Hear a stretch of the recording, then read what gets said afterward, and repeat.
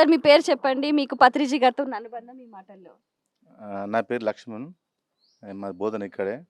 హుహు. పత్రి సార్‌తో 2012లో సార్ పరిచయం అయ్యిండు. అంటే ఇక్కడ హ్మ్. కాలేజీలో ప్రోగ్రామ్ పెట్టిండు. అక్కడ పరిచయం అయ్యిండు.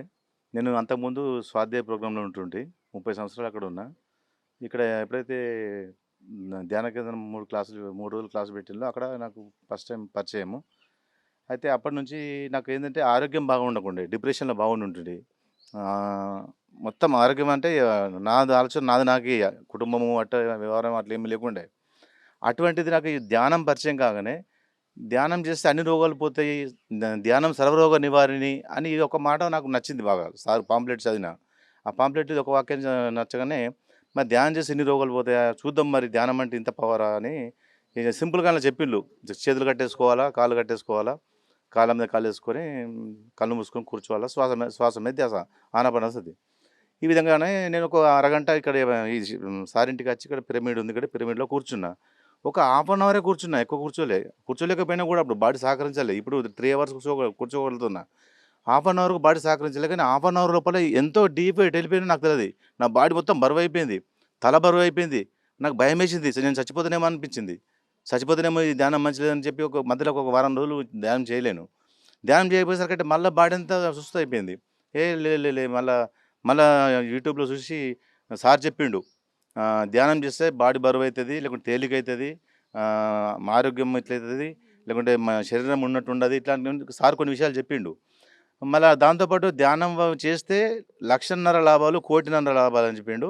ధ్యానం చేయకుంటే 1,50,000 నష్టాలు, 1,50,000 నష్టాలు అని చెప్పిండు. అరే! 1,50,000 మనకున్న లిస్ట్‌లో రాసుకుంటే 40, 50 మన కోరికలుంటాయి మనిషి యొక్క కోరికలు. కానీ 1,50,000 లాభాలు అంటే నాకు కొంచెం అనిపించింది 1,50,000 ఇవన్నీ ఎక్కడ రాసి పెట్టుకుంటాము?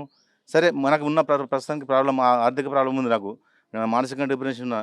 ఇవైతే పోతాయేమో చూద్దామని చెప్పేసి నేను ధ్యానంలో రావడం జరిగింది. వచ్చిన తర్వాత కంటిన్యూగా అప్పలనాయుడు సారు మన కమలా కుమార్ మేడం అప్పుడు ఇన్‌చార్జి వాళ్ళు ఇక్కడున్నారు ఇప్పుడు. వాళ్ళున్నప్పుడు మెల్లిగా వచ్చి వాళ్ళకి తెలిసి తెలవకుండా వాళ్ళ పరిచయం లేకుండా వాళ్ళు అప్పుడు నాకు మెల్లిగా వచ్చి పిరమిడ్‌లో కూర్చుంటే నా టైం ఉన్నంత అరగంట, 40 నిమిషాలు చేసుకొని సార్ ఒక మాట చెప్పిండు. ఎవరి వయసు ఎంత అని. అప్పుడు నా వయసు 42 సంవత్సరాలు అప్పుడు. ఇప్పుడు 48 50 సంవత్సరాలు ఇప్పుడు. అంటే 8 సంవత్సరాల క్రితం నేను ఇక్కడ ధ్యానంలోకి వచ్చిన. అయితే 40 నిమిషాలు కంపల్సరీ చేద్దామని చెప్పి సంకల్పం చేసుకున్నా. చేసుకుంటే హాఫ్ అన్ అవర్‌కే బాడీ సహకరిస్తలేదు నాకు. అయినా లేచి వెళ్ళిపోయేవాడిని. ఇగ బిజినెస్ పరంగా మొత్తం బిజినెస్ ఉన్నాయి. వాటి పరంగా వెళ్ళిపోయేవాడిని. తర్వాత ఇంట్లో కూర్చోవడము, పిరమిడ్‌కి రావడము, ఇక్కడ మా టీమ్ మొత్తం అందరూ పరిచయం కావడము, రజితక్క, మా మా పటేల్ సాబ్, మా రమేష్ సార్ వీళ్ళందరూ పరిచయం కావడము, అంజయ్య ఇలా ఒకళ్ళొకళ్ళు పరిచయం అవ్వట్ల ధ్యానం యొక్క టైం పెరగడం జరిగింది. వాళ్ళతోని నేను కూర్చోవడం.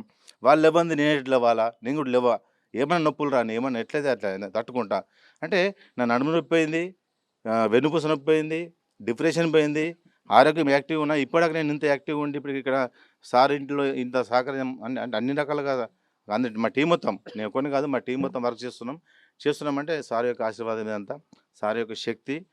నా కూతురు పెళ్లి ఏ విధంగా జరిగిందో సార్‌కి అప్పజెప్పేసిన. ఇక్కడికొచ్చి సార్ అక్కడ బోర్డ్ ఉంది సార్‌ది అక్కడ గోడకు. సార్‌ని బద్దం 10 నిమిషాలు చూసిన. సార్ నా కూతురు పెళ్లయితే గట్టయింది మరి. నా దగ్గరైతే పైసలు లేవు మరి. తక్కువున్నాయి. పెళ్ళికి సరిపోయిన పైసలు లేవు మరి. అంతా నీ కూతురు, నీ ఇష్టమని సార్ మీద మొత్తం 100% నమ్మేసిన సార్ కాడ. అక్కడే నిల్చున్నా.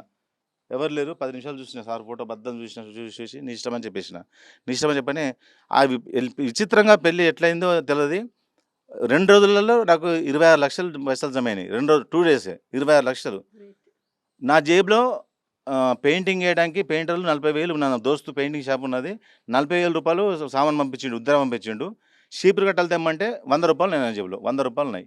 చీపురు కట్టలు 2 తీసుకొచ్చిన. రూ. 100 పెళ్లి పెట్టుకున్నా. ఎట్లా అని చెప్పేసి సార్‌తోని వచ్చి కొంచెం అంటే లోపల బాధ ఆవేదన మొత్తం సార్‌కి చెప్పుకున్నా నేను. సార్ ఇగ ఏ విధంగా చేసుకున్నాడో, అవి ఎట్లా వచ్చినాయి ఏం కథ అనేది అది పెద్ద ఇది స్టోరీ అది. ఇగ మా ఫ్రెండ్స్ సహకరించిండ్రు. మళ్ళీ వాళ్ళు కట్టేసినప్పుడు అందరికి కట్టేసిన. అందరికి ఇచ్చేసిన. ఇది సార్ యొక్క ఆశీర్వాదం అని నేను మనస్ఫూర్తిగా భావిస్తున్నాను. అంతే. ఇందుకు సార్‌కు జై. అలాగే ఈ అవకాశం ఇచ్చిన పీఎంసీకి నమస్కారాలు. థాంక్ జై యూ హో అండి. పత్రిజీ. Thank you. జై హో